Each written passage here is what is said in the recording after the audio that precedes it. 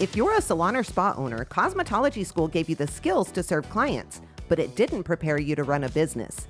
You probably thought ownership would mean freedom, but instead you're working harder than ever, barely paying yourself, and worried that everything's going to fall apart the second you step away.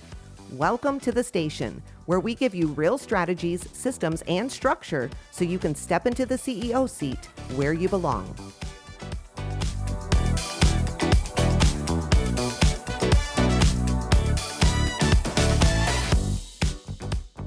Hey friends, welcome back to the station, the podcast for salon and spa owners who are ready to build a business that's profitable, structured, and stable enough to run without the chaos. I'm Bree, founder of the Beauty Biz Agency, and as always, I've got my amazing co-host Chandra here with me today. Hey Chandra, you ready to get into this retail conversation? Hello. Yeah, I think it's going to be a good one today. Yeah, I'm super excited. So you guys know retail used to be this predictable, steady part of salon business, but the game has kind of completely changed. So between online shopping, influencer recommendations, which sometimes drives me nuts, and how fast clients' habits are really shifting, retail looks totally different than it did 5 to 7 years ago. And if you've been feeling like clients just don't buy your products the same way anymore, you're definitely not alone. So today we are going to talk about what's really going on with salon retail in 2025, what's changed, what's working, and really what the future looks like. We have a special guest joining us today, somebody who works for one of the most reputable color and product companies in the industry. He's seen firsthand how salon retail has really evolved and what top performing salons are doing differently. So before we dive in, I want to introduce today's guest because he brings such a powerful perspective to this conversation. We've got Pasha here with us. He's the Executive Vice President of Sales, Marketing, and Education at Kuhn Hair Cosmetics North America, which you already know is one of the most respected family-owned brands in our industry. If you don't know that, you need to look into them because they are phenomenal. And they've been doing this for over a century, guys. That is huge in this industry. To be able to withstand that for that long is absolutely huge. Pasha has nearly 20 years of leadership experience with brands that you all know, Kevin Murphy, Keratin Complex, American Crew, and he has built this entire career on real, authentic relationships with independent distributors and salon owners. At Kuhn, he leads their vision for growth across the US and Canada, and everything he does is rooted in their core mission, loyalty to the hair professionals, which we don't find very often anymore. That's exactly why we wanted him on this episode. Pasha, thank you so much for taking time out of your busy schedule to join us today on the station. Thanks, Bree, and Chandra. What an introduction. I appreciate the opportunity and look forward to the discussion. It's one of those things that we're talking about every day. So I appreciate the opportunity to speak to you and your listeners. Absolutely. We're super excited because one of the questions or concerns that we get quite frequently, like every day, I'm just going to say it every day from the owners that we coach, especially, is I can't sell retail anymore. I don't know how to do it. It's not working. And so I think this is going to bring a whole different level to this conversation that people are really going to be able to understand. So with that being said, let's just get into it. Retail has changed in the last few years. We said that just a few minutes ago. But from your perspective, what do you feel has shifted the most in how clients are shopping for professional beauty products nowadays? I think, without question, the pandemic was something that really sparked what was called that, digital transformation and brands, whether or not they were going that direction or not. And obviously figuring out how to get salons to focus on retail has almost been this topic, since the beginning of the concept. But, the pandemic, digital transformation, there was this, brands and salons had to focus on another way to get to their consumers just because of the pandemic. And I think that really sparked everything. And then that really tied to this almost blurring of what's considered a professional brand or a consumer brand, and that also led to price increases, and then it led to economic challenges, and then that also led to the rise of the social media aspect. It led to brands that were previously exclusive to the salons to going direct to consumers. So all those things have really put us to where we're at now, and it's almost like we're in this accepted format of what life is like in the professional industry, now, almost, 3, 4, 5 years out of the pandemic. So yeah, that's kind of the place we're in. But I think, at the core, I don't think that where we're at is necessarily that much different than if we look back 15 years ago and you saw those brands that you used to be committed to were going into the department stores and the Walgreens, and it's a kind of the same discussion, as far as when you look back for me, where it's just like the 2.0 version of it. And I think those are, you know, that's a lot in that first question, but yeah, I think that's what's changed. Yeah, I agree with that 100%. One of the things that I found with my own business, and Chandra and I have actually talked about this quite a bit, is that a lot of salons or salon owners that we see out there, they just haven't adapted fast enough to a lot of the changes that are kind of happening. Do you feel that that's the case and that people are still kind of playing catch up, maybe as an industry when it comes to retail and the way things have changed a little bit?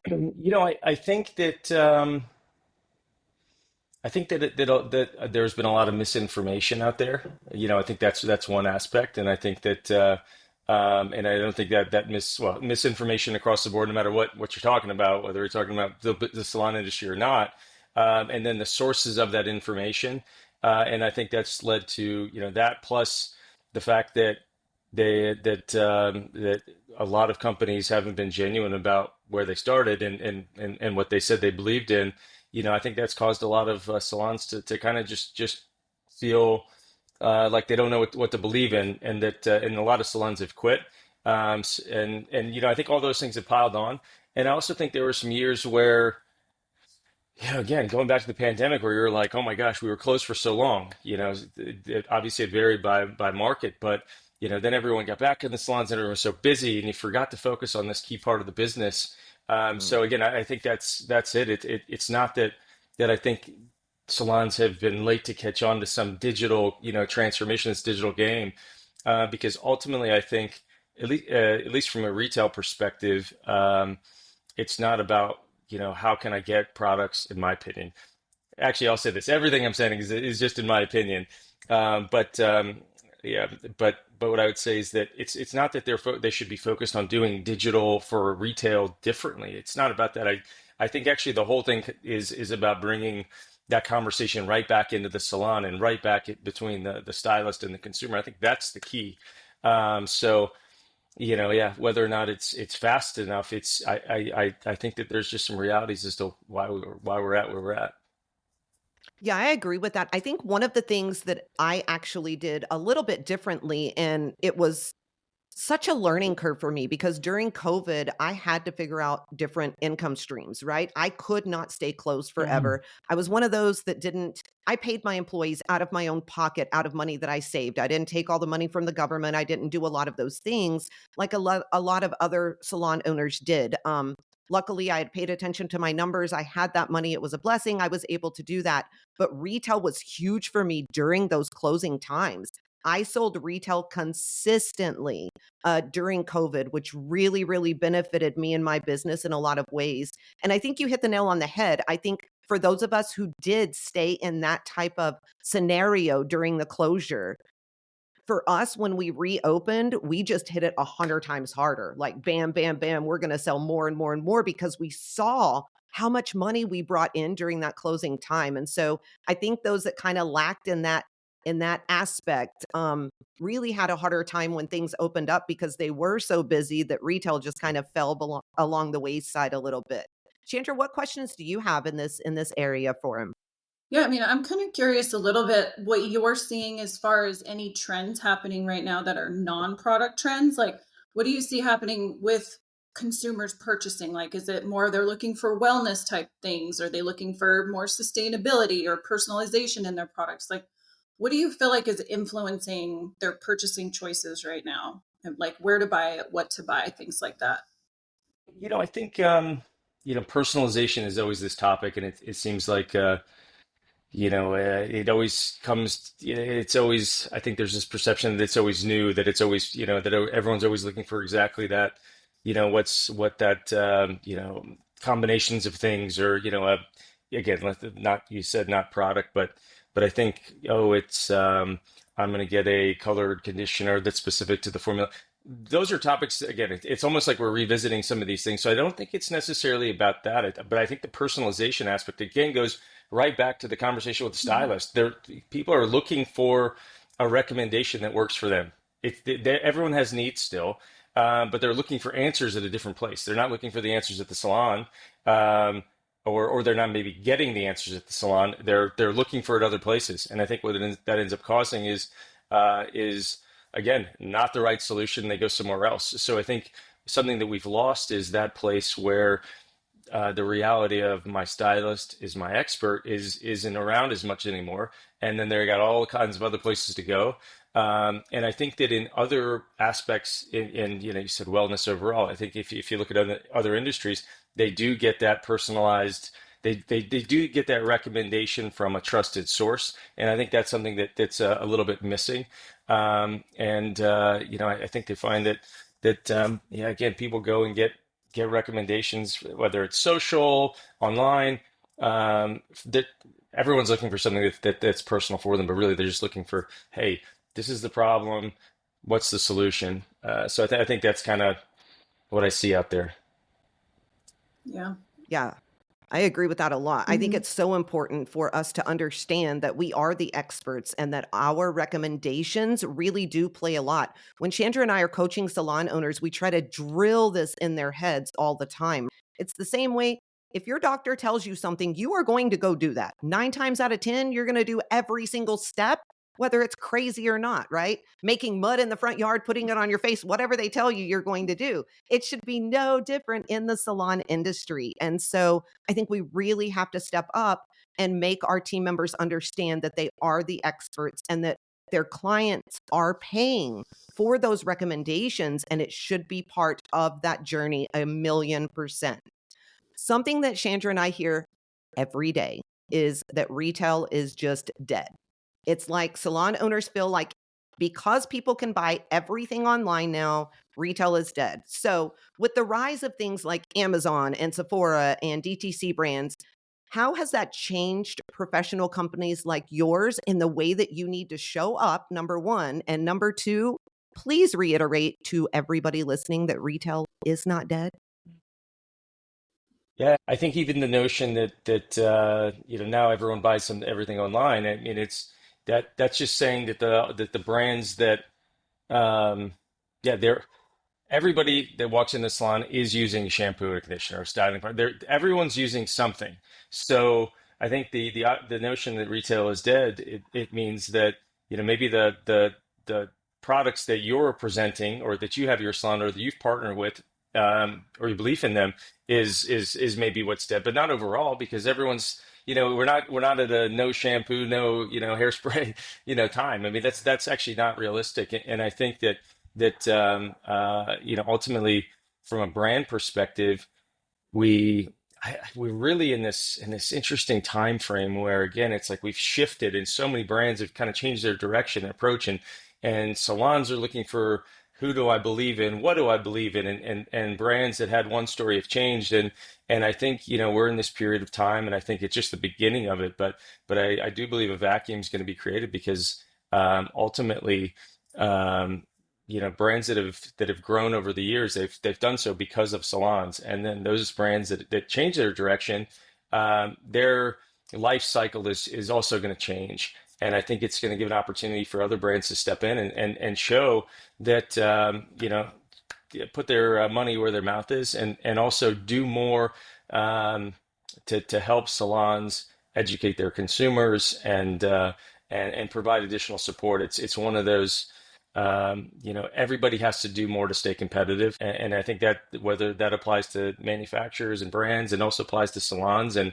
I was listening to one of your podcasts about individual operators of booth renting versus salons, and as times change, you have to shift the approach, and we have to up our game, and make it where, you know what, retail isn't dead. I'm going to educate my consumers and my clients as to why they should get it from me, and which brands they should pick. And brands are going to have to do more too if they want to stay in the space. Yeah, I think that's 100% true. I think that's a big thing that people are looking at right now that they're not necessarily paying attention to. Like they're just being stuck in the weeds and being grumpy that all these other things are existing instead of looking at all of that stuff. So, as far as Kuhn, right? You work for Kuhn. So, how does Kuhn balance like selling online while still protecting and supporting the salon partners? And what can other product brands kind of learn from what you guys are doing so that they're not making everybody annoyed and mad?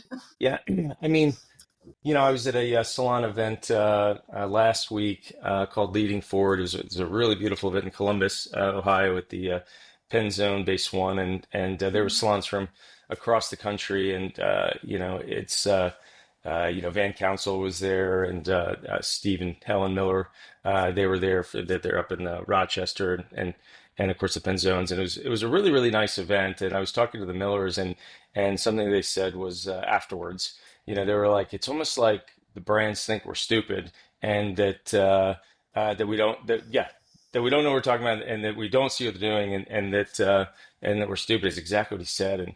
And it was just one of those, like, you know, salons are going to figure it out, right? Or no, right? They just need to be they need to know. They need to know there's help out there. There are brands that do believe in it, and believe in the salon space. And again, I think as I said before, there's a vacuum that's going to be created, and more brands are going to fit into that space. But really, as far as what does Kuhn do? Um, as Brie, as you shared at the beginning, we've been a independent, family-owned brand that's been committed to the hair professional since 1922. And there's this amazing article from a barbering magazine that was celebrating the 25-year anniversary of the Kuhn brand. And in that magazine, in Netherlands, we're a Dutch company, the the founder of the company, there was Jan and Cornelia's husband and wife. They were asked in the article from 1947, where do you sell this brand? And Jan Kuhn said, we had the opportunity to sell in the pharmacies and retail stores, but we've committed to the salons and barbershops. So this was part of our story from the very beginning. So we're unique because it's something where it's been our heritage for 104 years. So for us, it's a very opportune time because we're not changing our strategy. This isn't anything new. This is who we are. So how do you approach online? Well, the reality is that you use online for amplifying the brand, for getting information out there, for being present. At the same time, you have to protect the salons. Oftentimes, and something we do, we protect the salon pricing. We make sure to inform our distributors first, and then make sure that they're aware of the pricing that we have, our MSRPs, and what we suggest at the salon level versus online. And then so making sure there's a premium, whatever that dollar amount is. Maybe it's 10% more. Maybe in the future it'll be 20% more online than it is in the salon. But then that's not all of it. It's almost like there's no benefit to doing something like that if your salons don't know about it and don't know how to communicate that to their clients. So that's something else that we're doing is we just started a campaign just really organically that started where we're calling it Shop Small, Care Big, and we're providing our salons digital resources and also select salons printed resources where we can promote to consumers why it's important to shop at the salon, and then we give them points. The first point is because your stylist is the expert. Another point is, hey, the purchasing at the salon helps your stylist, helps your salon, helps your community. It's almost like we've come out of this space where we just accept that, oh, this is a brand. But if you had to choose, not there's anything wrong with a chain restaurant as an example, but if you had to choose a local restaurant, a chain restaurant, of course you're gonna support the local restaurant when you can, right? And I think it's just educating everybody about that. And again, you just have to, I think, from a brand perspective, and this is something we've said a lot, ultimately, if it's good for the salon, it's good for our distributors, it's good for our brand. If it's not good for the salon, then it's also not going to be good for us. And I think that's the pass or fail for every decision that we make. No, I think that's awesome, and that's one of the things I really like. Mhm.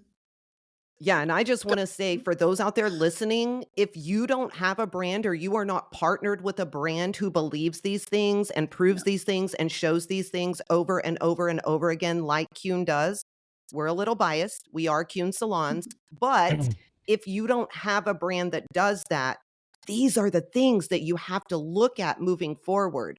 Because if you want to be able to sell retail and explain to your team and take care of your clients in every way that you possibly can, you need the backing of people like Kuhn, businesses like Kuhn to help you to be able to do that. Sorry, Chandra. I just think that's really, really important. Mhm.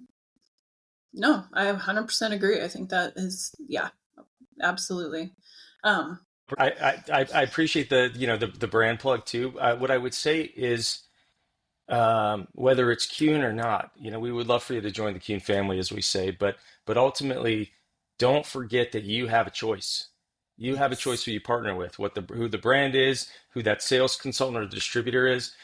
So really, it's up to you to decide. And I was having a conversation with a very successful salon owner, young salon owner, and she was concerned about the brand that she had in the salon, and was concerned that that brand that she had been committed to for the longest time, who had kind of broken the promises, she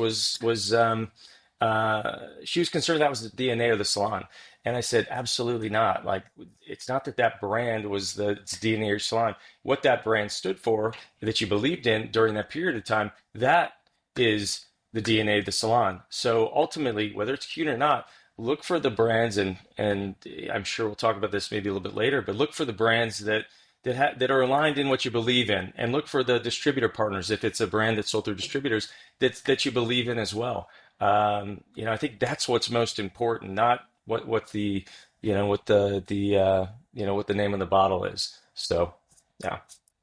so I have another question that popped in my head a little bit because I was thinking of what you were saying about the base one event and what the Millers were saying. So that is like the consensus though of a lot of owners out there. That's how they're feeling and that's kind of where they're at. So what do you think salons still have that e-commerce can't touch? Like how can owners lean into that type of an advantage instead of being so obsessed about those things when it comes to the retail? Like what kind of advantages can they lean into? In your opinion? I mean, I think the advantage is the fact that consumers still have to come in to get get their hair done. It's like Hmm. no matter what happens, and also recognizing. I think there's strength in numbers, there's strength in this knowledge, there's strength in knowing that hey, we all have common challenges. Like that's the reality, and then also knowing that there are salons that are still very successful with it. It's just bringing the dollars back in recognition. Recently I was asked, from Q globally, we were developing, we were just looking into the future to talk about, hey, what are some categories that we want to look into for new product development. And I asked some of our educators, some of our salons partners, some of our sales consultants, our internal team, and I also asked, my sister who's 6 years older than me, and my wife, and of course they're into beauty products and always willing to try new things. And I said, what was innovative? What's been really great out there? And they couldn't really name that many really innovative, incredible, new products or innovations out there. And this isn't exactly what my sister texted, but she said something very specific, like, "Oh, I wish there was a product that was something like this." She's like, "I wish there was a product that was really good for textured hair, and but also, would keep it, hydrated, but wouldn't, just some random, very specific thing." And I read this text, and I I wouldn't be the number one person that you'd come to for a product recommendation necessarily. We have a lot of great products, but I got that, and I was like, you know what? Surely, whether it's not a Kuhn, there is a brand out there that has a product that does X, Y, and Z for you. The problem is that you don't know where to go to have that conversation, and then you go to some salons, and maybe they're committed to some brands and not some brands, and then that ends up being that most of those brands maybe don't provide you the education you need for your staff. So that's what's happening. Like, absolutely, there's a product that's out there that works for what your needs are, but it's just not happening at the salon. And I think that's all. It's just again, I think we're going back to a place where we there's mutual commitment, and the biggest advantage is that conversation that stylists have with their consumers. Yeah, it's so important. It really, really is. So we've talked a lot about kind of what's not working in some of the areas, what salon owners are believing and how they feel. Let's talk about some of the things that will bring success to these salons, because I think that's really, really important. And one of the things that Chandra and I are most adamant about, I guess you could say, as we are coaching these salon owners, are numbers. Numbers are huge for us in every single way. So, what are the most important KPIs or maybe metrics that you see the top performing salons are tracking when it comes down to retail? Sure. I would say that obviously, Bree and Chandra, you guys do the salon business coaching. There's so much good information out there. I think rather than hearing what those KPIs are, from me, I think it's just starting from set KPIs, set goals, measure. There's a beginning to and there's an end. And also go to your partners to get this information. I think that's one of the biggest things is and partners could mean, again, it should mean your brand, it should mean distributors, it should mean just asking other salons for support. We're not in competition with each other. I think that's such a big part of it. And again, I whether it was to come to Bree or Chandra to come to you for information, the reality is that when you work with a business partner, whoever that may be, a salon business partner, no matter what the cost is, it will be recouped probably from that very first consultation. So I think that's critical, and it's also okay to not have that information. It's okay to not know that, right? But that answers are there, and they don't have to be the most complicated. I think no matter if we're in the salon space or if you're a brand or if you're a restaurant, no matter what business we're in, I think it's, yeah, you have to know what the numbers are, and then just keep it basic and simple. It's I think the it doesn't matter. You could write a whole book on a business plan, but if you can't execute it, it's not really worth anything. So I think keeping things simple is also a big approach. And then once you have those numbers is to track it. I think the best salons I've worked with are the ones where it was there's salons that have a meeting every single week, and every time they have that meeting, they go through those same metrics at the very beginning. Every single stylist goes through, and while that's seems like could be a lot, those are the ones that are the most successful, that are just constantly tracking that, and then just you're getting everybody involved in it. You make it a part of just the everyday activity of salon, like it becomes second nature. And it seems crazy, I know, but I've seen it done. I know that y'all have that in your salons as well, where it it just needs to become a part of the process that happens on a weekly basis. 100%. I know for me, myself, this is what changed my life. Like, I'm not saying my salon, my entire life. This is what took me from being negative profitability month after month after month to being in one of the highest profitability percentiles that a salon has been in. We've been recording these things, right? I sit at about 38% profitable month after month, which is really hard to do in a commission salon. And before I tracked any of these numbers, I had no idea what was going on. And now Chandra and I tease each other all the time. It's like a game. We get our team involved, we get ourselves involved, and we're trying to beat ourselves every month on how we can increase, those retail numbers, the profitability amount, lower our expenses, do all of those things. So I agree with you 100%. I was just kind of curious too if you see any challenges specifically in salons around that retail space. Like, do you notice a lot of salons that you guys are in or going into that have inventory challenges, or their retail space is like not good, like, or the education on the product is not good? Like, how do manufacturers help salons overcome them, and what kind of things could salon owners look for in a manufacturer for that kind of help that maybe they don't know? So many things. I think, I guess first off is, yeah, we're talking about retail. This part of the Hmm. conversation, obviously, the podcast is about retail today. I think, um, the answers are there, and I think go into any other space that's a retail space and take a look around at some of the ways that they merchandise product. What's how much product's available. how they the conversations they have with you, the merchandising that's there. I mean, those are all things that there's a reason the stores are set up that way. We all know this, right? There's a reason stores are set up that way. Go to the grocery store, go to Nordstrom's, go anywhere that you go. And it's, if you want to be a retail space, it has to look like one. So from an inventory perspective, yeah, that's always part of it. Is there enough product? This is so basic. It's like, are the shelves stocked? Is there enough product? Does it look like nobody wants to take the last one on the shelf? Nobody wants to go down to the bottom, right? And I think but at the same time, it's okay. I said it's basic, but it's okay not to be thinking about that part of the business that way. I think what it really requires is, again, to have partners in place, whether it's a business perspective, distributor partners, if it's a brand that's sold through distributors, and the sales consultant, management, and the brand. Yet again, I would say you are in control of this, and don't be afraid to ask for assistance. In fact, I encourage you to do that. That is the obligation of your partners to do so. And if they're not providing it, that's when you go somewhere else. It's like you have the power as the salon owner. So I would absolutely say that. And I think you, then you get everybody else involved. It's yeah. I would just maybe start with that. Well, I think that's great information. I want to talk about the team side for just a second, because this is where we find a lot of issues when it comes to salon ownership.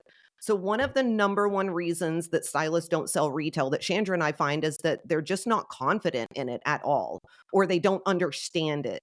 And owners, we are the leaders. And so we have to shift that perspective. We have to shift that mindset in our team.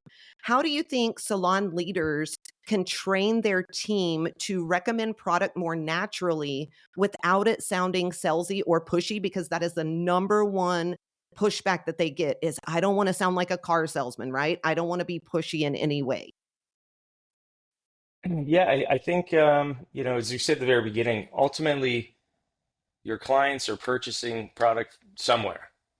They're going to be buying. That's one thing. I think also your clients are looking for information. They're looking for help. We also know that. I was actually thinking about today too, and I was like, gosh, wouldn't it be amazing if you actually ask the clients, hey, where do you get your products? What are you using on? I mean, again, it's a basic thing. What did you use last time? Wait, what is it? Because I think that's part of the job. That's part of starting that conversation. But yes, since the beginning of time, and nobody does. Salespeople don't even want to feel salesy, right? I think part of it is you have to, from a stylist perspective, I think it is an extension of the consultation. I think that's ultimately the core thing. And then to go back to that leading forward, one of the things that Van Council said, he said, you know what, when a client is in the chair, he says that they teach all their stylists, it's not about, like, you have to focus on, it's not about you. As in the stylist, it's not about you. It's about the client. It's not about what happened, over the weekend. And again, it's okay to have some conversations, of course. That's part of the human element. But ultimately, you have a captivated audience in your chair, and I think it's about having the focus of the conversation be about them. And then when there's opportunities to make sure to talk about the condition of the hair, the recommendation. Like, I think if that's incorporated in aspects in a natural way, ultimately you're making sure that they have the best service, and if they have the best service, they're going to come back and they're going to be your customers for life. So it's not that it's about selling, it's just about doing that aspect of the job that's so critical. And some of that comes with recognition, it comes with support, it comes with knowledge. But ultimately it's like you want your customer, like when a client comes into the salon, they leave in, they're so happy, they feel so good about themselves, and providing that product, whatever brand it is, that recommendation, talking about what their needs are, that's what ensures they're going to be happy, the rest of the next, 5 or 6 weeks before they come back. I think that was really good advice. I think one of the things, like that you kind of were saying, it does just go back to the stylist and the how they're presenting things to the clients. And I do think that's the biggest thing that Brie and I get as far as pushback goes from owners sometimes when they're trying to work with their team and they're missing that part. So thank you for, talking about that. I know that education is like a really important thing, right? Like getting education to your team, getting an education from your manufacturer. And I know education is a big thing that you guys, your company is really striving to bring more of. How do you feel? Have you found any trends or innovations in the education space that is really sticking with stylists that you find that is working better for owners and things to be able to work with their teams on getting like product knowledge or anything that they need for that? Yeah, I think this is one of those areas where you can really take advantage of the progression in technology, and I think I think that and we saw such a shift in education, right? Mhm. Everything was in with the shows and everything was in salon, and then it went to everything was digital, and now we're back to a place where at least the brands that are committed to the salon space are going back into salons, and I think that the schedules in the salons have adjusted a little bit to be able to go back to that, hopefully. But I think we take advantage of the best of what we of that virtual space, and incorporate that with the in-salon education. I think that's the key. So as an example, at Kuhn, we've had the digital e-learning platform for several years in Europe. This year, or 2026, we're bringing it to North America, and I think that's a part of it is looking for resources and companies that have digital e-learning platforms, e-learning overall, incorporating that as and overlapping it with what's available, at the salon, and what's pre-scheduled. And I would say because everybody learns differently. Yeah, I've always thought that it was a bit unusual to be able to even have someone come in and just do 3 hours of presentations and then expect everyone to know everything after. That's not possible, really.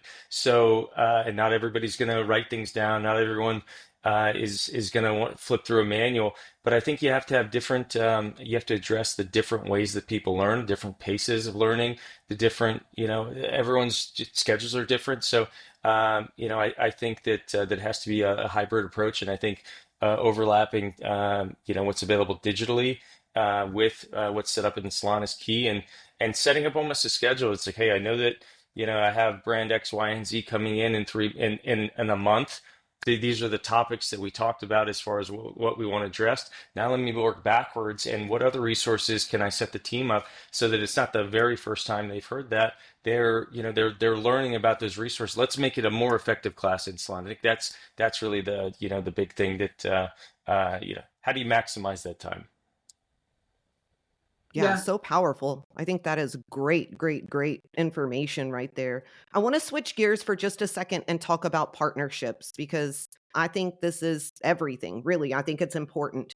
Beyond product quality and beyond margins, beyond all of that stuff, what do you feel are the top three things a salon should look for in a long term product partner? We talked about it a little bit. I think the most important thing is uh, a brand, a company that you believe in that has aligned values. Do we believe in the same, in the same things? Again, it's we're all about family, partnership, and loyalty to the hairdresser. It's like those are the key points, and then obviously there's a lot of elements to that. But I think the most important thing is a cultural fit, something that you're aligned with, the staff's aligned with.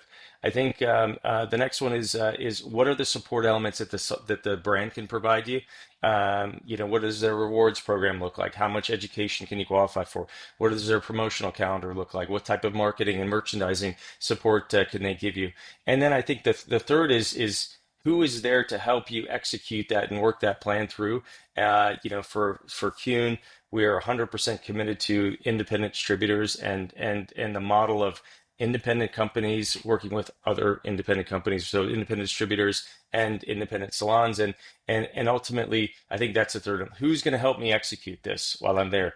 Obviously, so many salon owners are also operators in the salon, and I think that's the critical aspect. And like I said several times, they're there to help and serve you. So I think that's the third one. You may have someone who's oh my gosh, I love this brand. It's everything that we want, and look at all these great things that they can provide. But I only see the person who comes in once a quarter, or don't see them at all. Well, then unfortunately, then that's not going to work. And I tell you what, there should be plenty of other companies that would like to step in and support your growth. Ultimately, because if the salon's successful, they'll be successful too. Absolutely. Chandra and I teach our owners all the time that you have to make every decision by your core values. And so I'm so glad that that was number one for you, because we are huge believers in that. Every single decision that I make in my business, if it doesn't follow my core values, I'm not touching it. I'm not doing it. I'm moving on. And I think that's why I still love my business and I'm so happy. And I know Chandra does the exact same thing. So chills when you said that, because I think that's really, really important. Okay, I want to talk about what's coming ahead in the retail space. So, what upcoming technologies or service models do you think are going to really impact how clients buy their home care products, maybe in the next 2 to 5 years? That's a difficult. I mean, it's hard to look. It's really hard to look into the future, and it's funny because I was asked, beside the product when with company, we were really looking at what does the future look like, and what does innovation mean, I think that it's really about helping salons helping salons take advantage of uh, the information and interactions they have with their clients. And again, I don't have the answer to this, but I think it's really, ultimately, um, not to, yeah, we said the word Amazon. Like Amazon doesn't know. Amazon has all the information about everybody, as an example, but really, Amazon doesn't know what hair colors used, what the hair conditions are. Don't know how, don't. There's a lot of things that aren't available to the online resellers, and I think the future is really helping brands with distributor partners, if that's the case, working with salons to really take advantage of the knowledge that's in the salon, to be able to provide those more personalized approach to the clients. So outside of that, I couldn't tell you exactly what's out there in the future, but I think it really, the answer just goes back to making sure that the conversations and consultation occurs at the salon. Yeah, 1,000,000%. I think that is just the smallest piece that people miss out on that is so freaking important. So I'm so glad that you said that. All right, Pasha, before we wrap this up, if you could give salon owners maybe one small change to make this month that would instantly boost maybe retail results, what would that be? One thing to help this month. Oh gosh.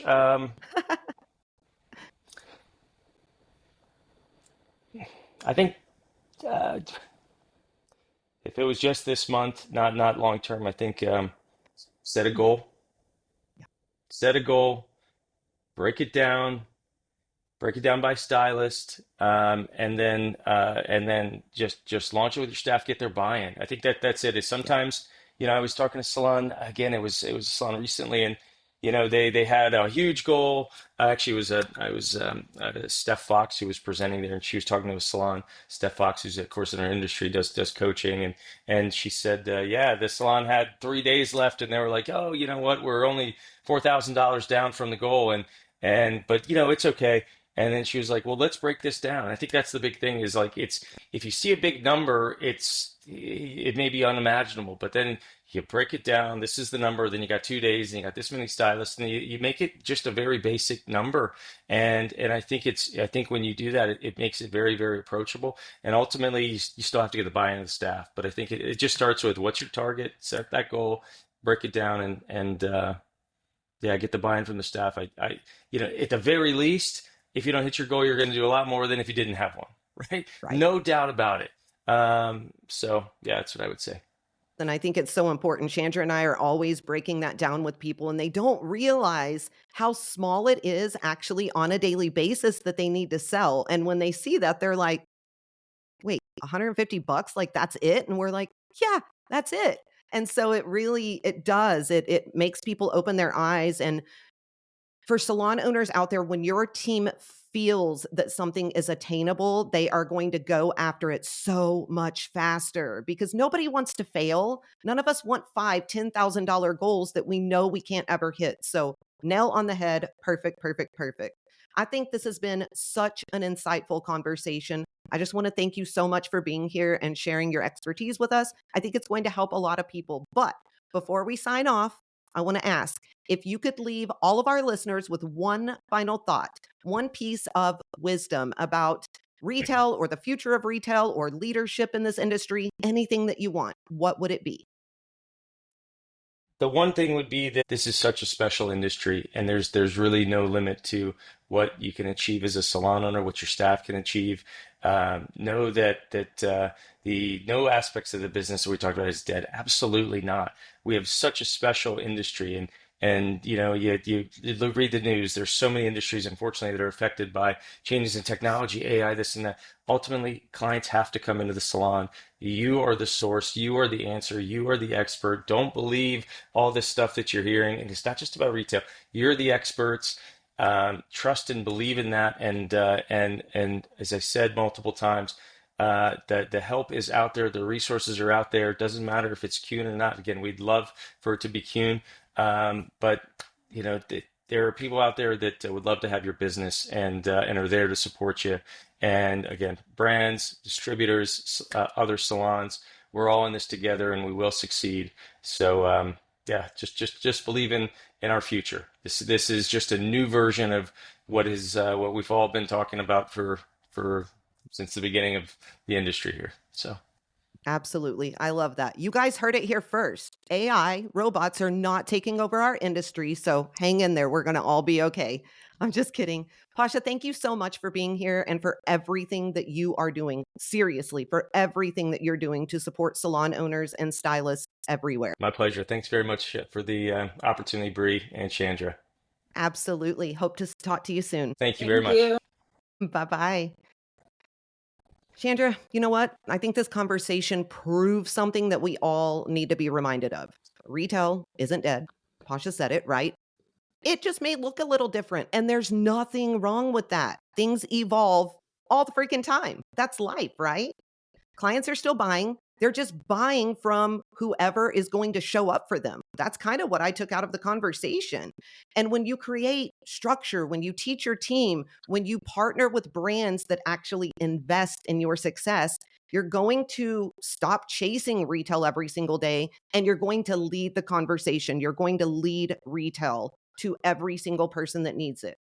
I think if you guys are out there and you are ready to rebuild your retail systems, to train your team, or to get back on track with real structure inside of your business, head over to our website, www.thebeautybizagency.com. We have tons of free resources that will help you do this. We have tools, we have coaching programs. We've got it all to make your business more profitable and honestly more predictable without adding any more chaos. And guys, if this episode spoke to you or if it helped you in any way, please share it with another owner who needs to hear it. Don't forget to leave us a 5-star review. It helps us more than you can even realize. Also, make sure that you're subscribed so you never miss out on what's coming up next. Chandra, how do they do that?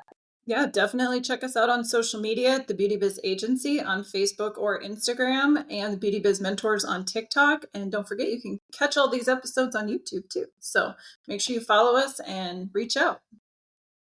Absolutely. That's a wrap, guys. You've been listening to the station where salon owners stop babysitting and start leading like the CEOs they were meant to be.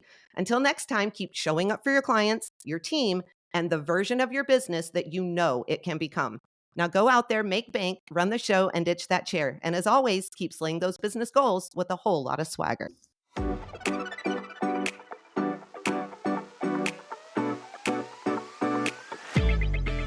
If this episode lit a fire under you, don't just walk away and let it die out. Deep down, you already know where you want your business and your life to go. And the truth is, the only thing standing between where you are and where you want to be is a real plan to get you there. That's exactly what we help you build. So if you're ready to stop trying to figure it out on your own, head to thebeautybizagency.com and book your free strategy call. That call can give you the clarity that you've been needing and a real plan to move your business forward. Because at the end of the day, the only thing standing between you and the salon business you've been dreaming about is whether or not you're willing to take the action and the steps in order to build it.